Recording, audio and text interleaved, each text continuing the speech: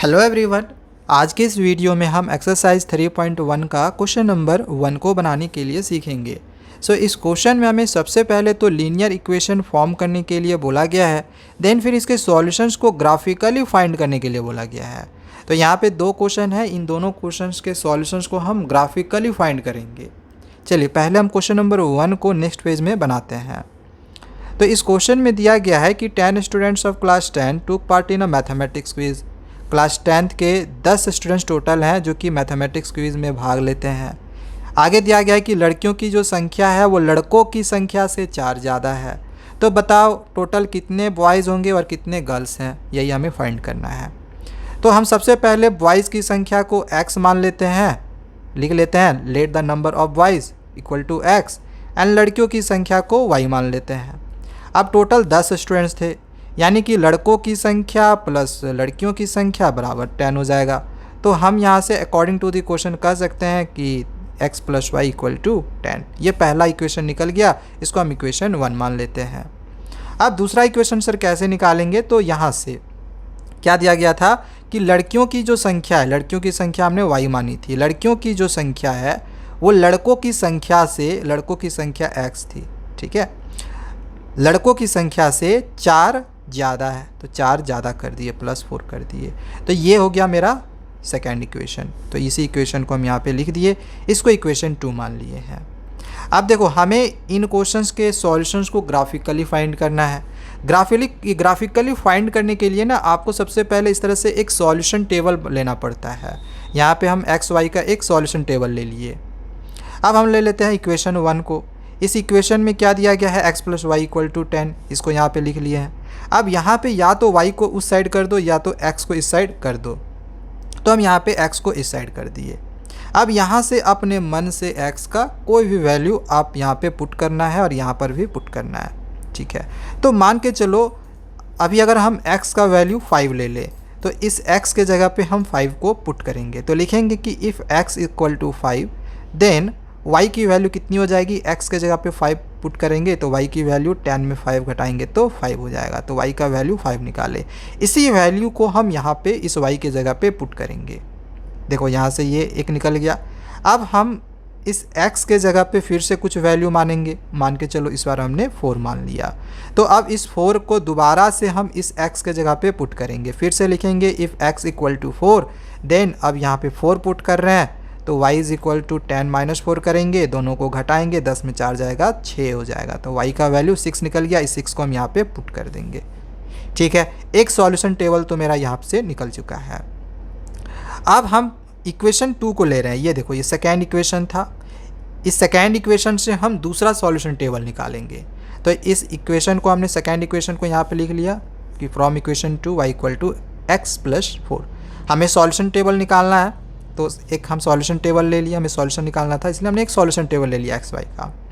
अब जैसे हमने पिछले क्वेश्चन में, मतलब यहाँ पे हमने जिस प्रकार से इस जगह पे जिस प्रकार से हमने एक सॉल्यूशन टेबल एक्स का वैल्यू वाई का वैल्यू मान करके बनाया था ना, ऐसे हम यहाँ पे एक्स की वैल्यू को कुछ भी मानेंगे। तो इस बार हम मान के चलो एक्स के जगह पे -2 पुट करते हैं यहाँ पे।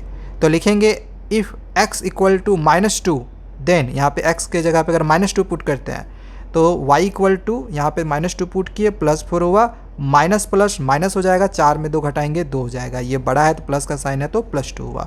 तो y का वैल्यू 2 निकल गया। इसी 2 वैल्यू को हम यहाँ पे पुट कर देंगे, ठीक है। एक बार फिर से हम x का वैल्यू -3 ले लेते हैं, तो यहाँ पे -3 पुट करेंगे। तो y इज़ इक्वल टू लिख लेते हैं पहले x equal to -3 then y is equal to x के जगह पे -3 पुट किए, +4 है रहने दिए। फिर से यहाँ पे माइनस प्लस माइनस हो जाएगा, माइनस करेंगे, 4 में 3 घटाएंगे 1 होगा।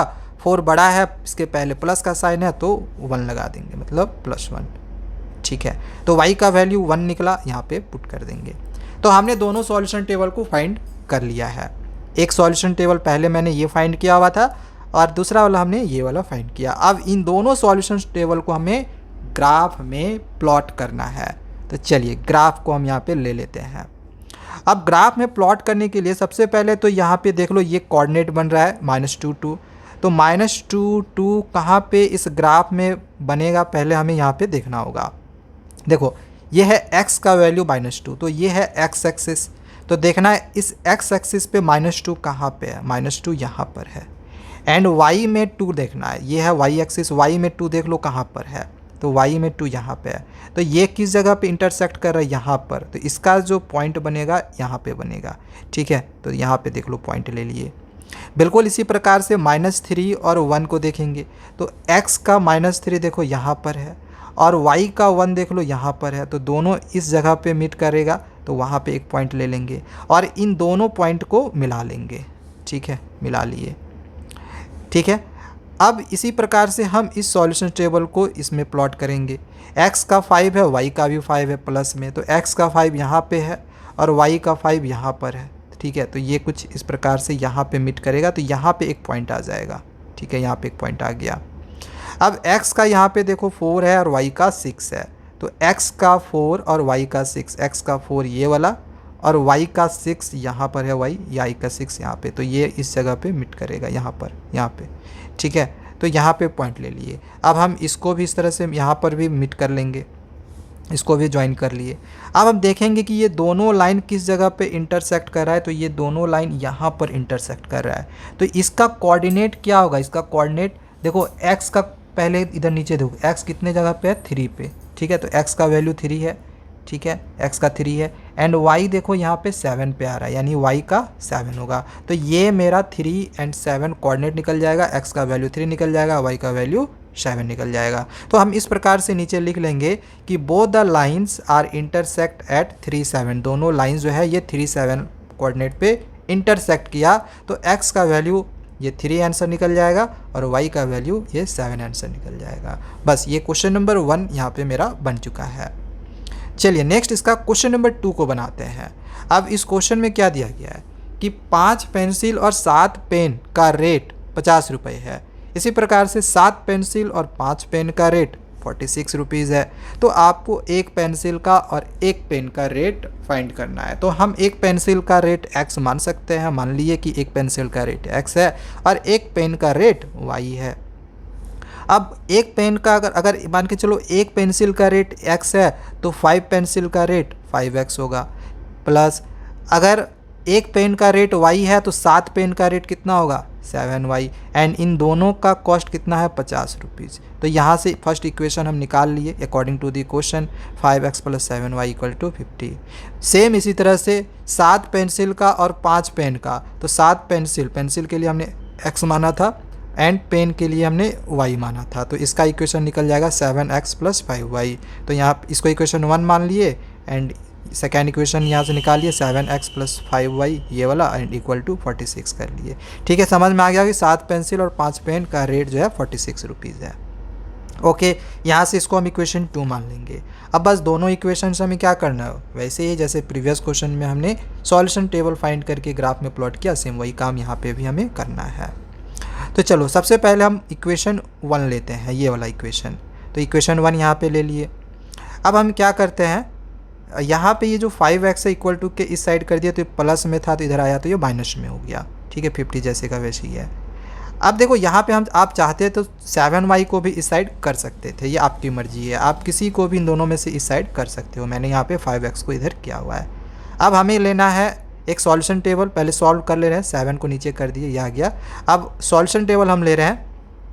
अब इस सॉल्यूशन टेबल में फिर से हमें x के जगह पे कोई वैल्यू को पुट करना है, यहाँ पे लेना है एंड यहाँ पर भी लेना होगा। ठीक है, तो सपोज़ कर लो इस बार हम x के जगह पे 3 लिए। आप कोई वैल्यू ले सकते हो, ज़रूरी नहीं है कि कटे वही वैल्यू लें, नहीं कटे वो भी वैल्यू ले सकते हो, कोई दिक्कत नहीं होगा। तो मान के चलो इस बार हमने x के जगह पे 3 ले लिया, तो इस x के जगह पे हम 3 पुट करेंगे। तो लिखेंगे इफ़ x = 3 देन y = जैसे का वैसे, देखो 50 - 5 है, 5 रहने दिए, x के जगह पे जो 3 हमने लिया था इसको पुट कर दिए एंड 7 रहने दिए। तो यहाँ से 5 3 जाइए 15 हो जाएगा। देखो ये 15 हो गया। अब 50 में 15 घटाएंगे तो कितना निकल जाएगा, 35, एंड 7 के टेबल में 35 तो ये कट जाएगा 5 बार में, तो y का वैल्यू 5 निकल जाएगा। इसी y के वैल्यू को हम यहाँ पर पुट करेंगे। ठीक है, तो चलो यहाँ से हमने तो एक निकाल लिया, अब दूसरा वाला निकालते हैं। इस बार हम इसमें हम क्या कर रहे हैं, x के जगह पे 4 पुट कर रहे हैं। ठीक है, ये पहले यहाँ पे आ गया है, 4.2 निकलेगा, कैसे मैं अभी आपको यहाँ पे दिखा दे रहा हूँ। x के जगह पे अब हम 4 पुट करेंगे। तो इस प्रकार से फिर लिखेंगे कि इफ़ x = 4 देन अब फिर से हम कौन सी इक्वेशन में पुट कर रहे हैं, यहाँ पे पुट कर रहे हैं, ठीक है। 50 माइनस 5 है, 5 रहने दिए, मल्टीप्लाई x के जगह पे 4 ले रहे हैं, देखो x के जगह पे 4 यहाँ पे ले लिए, ठीक है। x के जगह पे 4 ले लिए, नीचे 7 था, 7 रहने दिए हैं। अब ये हो जाएगा 5 4 जा 20, तो यहाँ पे इसको हम 20 कर दिए, ये जैसे का वैसे इधर रहने दिए। अब 50 में अगर हम 20 घटाएंगे तो 30 हो जाएगा, तो y का वैल्यू 30/7 निकल गया। इसको जब आप पॉइंट में कन्वर्ट करोगे ना तो लगभग 4.2 आएगा, इसको डिवाइड करोगे तो, ठीक है। 4.26 समथिंग आता है, तो हम यहाँ पे पॉइंट के बाद एक ही डिजिट तक लेते हैं। इसी वैल्यू को हम जो y का वैल्यू निकाले हैं इसी को हम यहाँ पे पुट किए हुए हैं, ठीक है। यहाँ तक समझ में आ गया होगा, कोई दिक्कत नहीं आया होगा। तो ये हमने फर्स्ट इक्वेशन से एक सॉल्यूशन टेबल निकाला है। अब हम सेकेंड इक्वेशन को लेते हैं एंड यहाँ से दूसरा वाला हम सॉल्यूशन टेबल निकालेंगे। तो इस बार हम क्या किए, यहाँ पे 7x को इक्वल टू के इस साइड कर दिए, तो ये प्लस में था तो इधर आया तो ये माइनस में हो गया। 5 को अब हम इसके नीचे कर देंगे, ठीक है।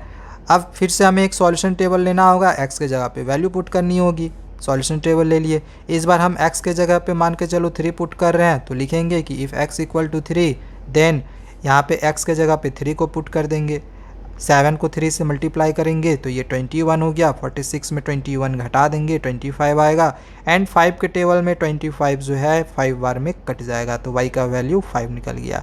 एंड इसी y के वैल्यू को हम यहाँ पे पुट करेंगे, ठीक है।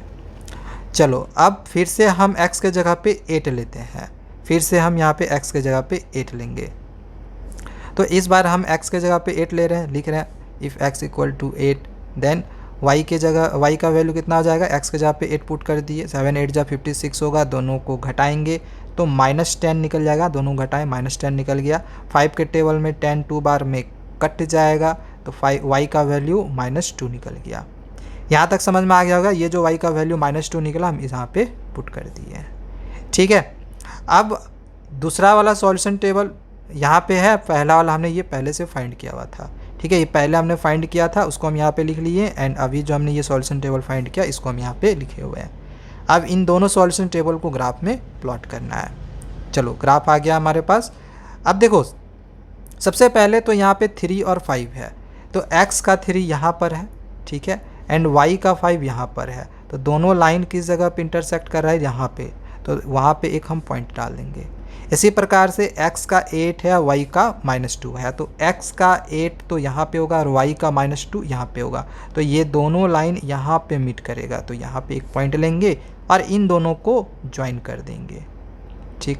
अब यहाँ पे 3 5 देख रहे हैं, 3 5 ये है x का, ये है y का, तो ये 3 5 यहाँ पे पॉइंट करेगा, ठीक है, यहाँ पे आया इसी पॉइंट पे, ठीक। एंड 4 और 4.2, तो x का 4 यहाँ एंड y का 4.2 लगभग 4 से थोड़ा सा ऊपर होगा, ठीक है, तो इसका जो पॉइंट निकल जाएगा वो यहाँ पे लगभग निकलेगा। एंड अब हम यहाँ पे पहले पॉइंट यहाँ था और एक पॉइंट यहाँ आया, इन दोनों पॉइंट को ज्वाइन कर देंगे, ठीक है, तो देख लो यहाँ पे ज्वाइन कर दिए। अब ये दोनों लाइन इस पॉइंट पे इंटरसेक्ट किया, यानी कि x का वैल्यू 3 निकल जाएगा एंड ये y का है, y का वैल्यू 5 निकल जाएगा। तो यहाँ पे लिखेंगे कि both the lines are intersect at 3 5, hence x equal to 3 and y is equal to 5। तो बस ये क्वेश्चन आपका यहाँ पे कंप्लीट हो चुका है। 2 क्वेश्चन थे, दोनों ही मैंने आप लोग को यहाँ पे करवा दिए हैं। इसके आगे के भी क्वेश्चंस के सॉल्यूशंस को समझने के लिए हमारे चैनल को सब्सक्राइब करके जरूर रख ले। Thank you.